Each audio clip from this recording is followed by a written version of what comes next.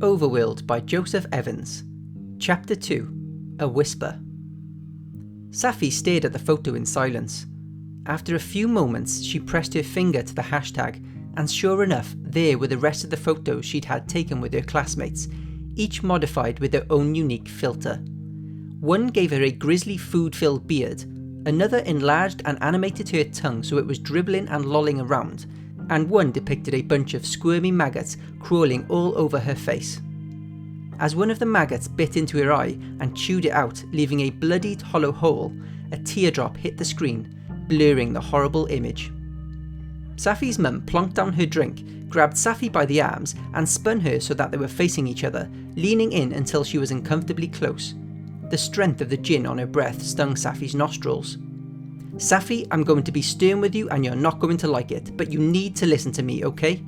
This is how school works. The reason everyone teases you is that you make no effort to fit in. While all the other kids meet up to socialise, what do? You stay in your dark bedroom wasting away playing bloody computer games with your uncle." Saffie couldn't take it anymore. All of the elation she had experienced earlier had turned into anguish, as she felt it bubble up inside of her until it came spilling out uncontrollably.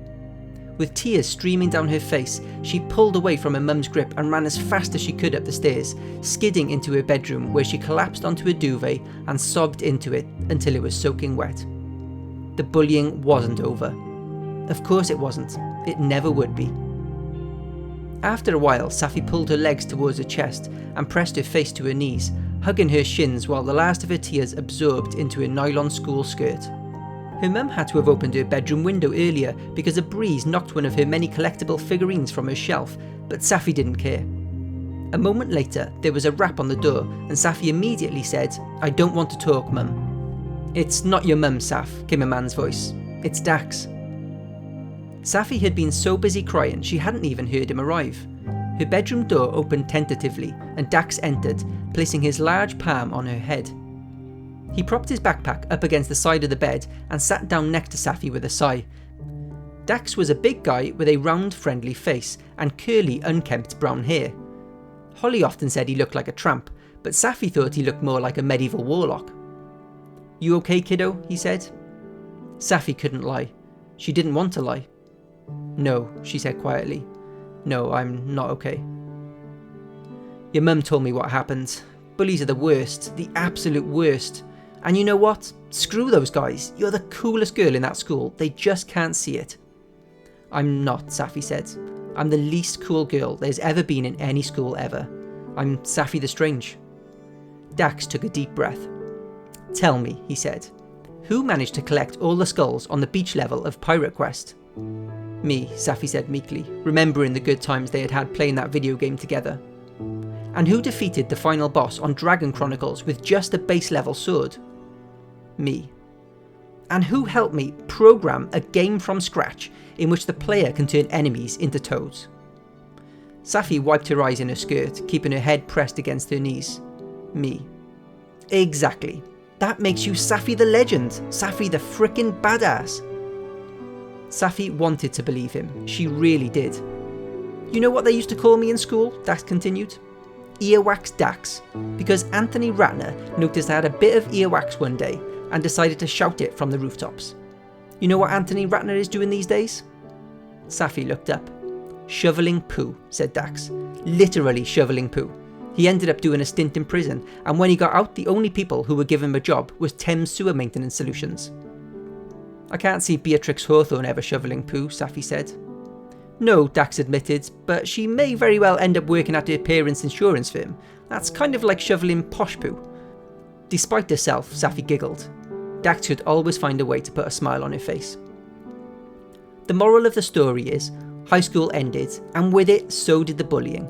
Nobody's called me Earwax Dax for 26 years. When you leave school, you're going to go on to become the most incredible, amazing woman, and those stupid names they called you will be gone forever. Saffie tried to imagine a world in which she wasn't Saffie the Strange, Scruffy Saffie, Scudface Saff, or any of the other things she'd been called over the years, but it was difficult.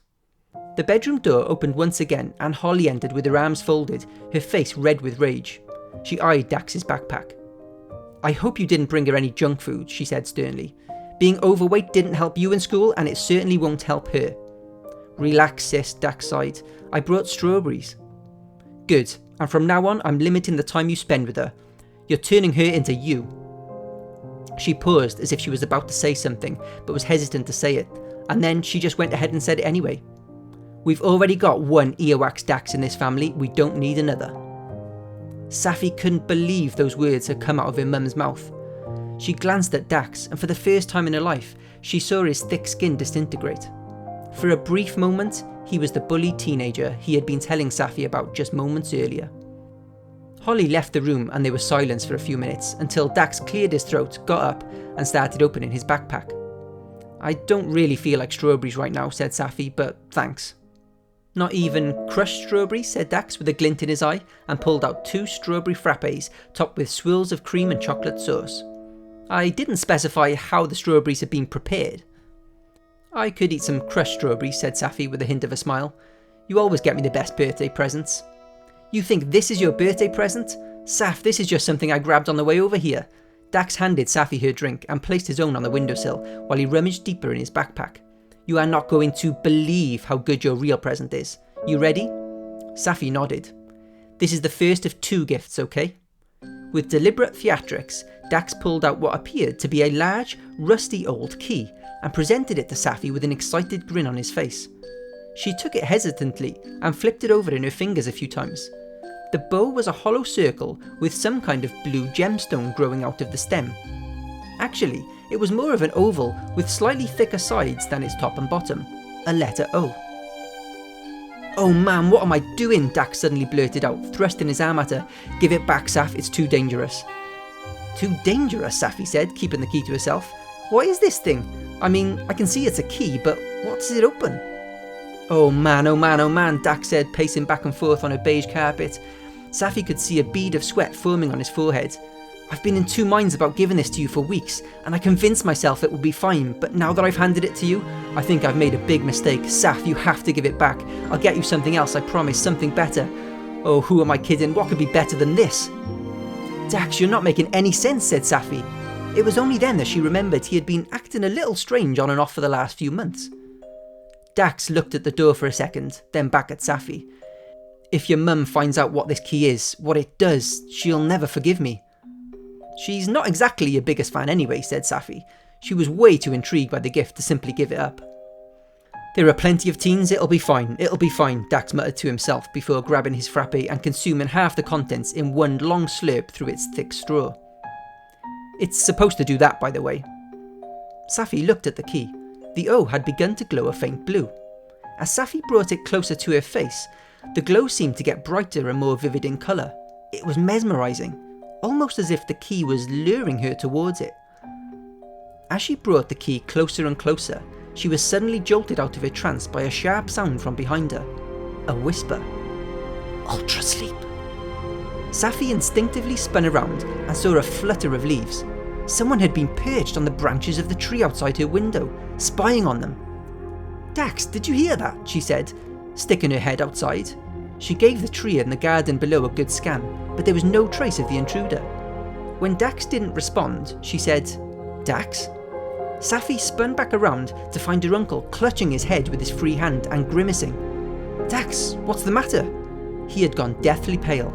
Sa, he stuttered. Give the onyx to the oracle. What? Said Saffie. Dax, what's happening? Give the onyx to the oracle, he repeated, his eyes going bloodshot. He dropped his frappe, the remainder of its contents exploding all over Saffie's carpet. Oh my god, Dax, oh my god, oh my god! Dax's arms suddenly dropped to his sides and with a heavy thump, his whole body hit the bedroom floor. Saffie threw the key onto her bed and sank to her knees, clutching her uncle. Dax, talk to me! But there was no response. With a deep exhale, Dax's eyes closed.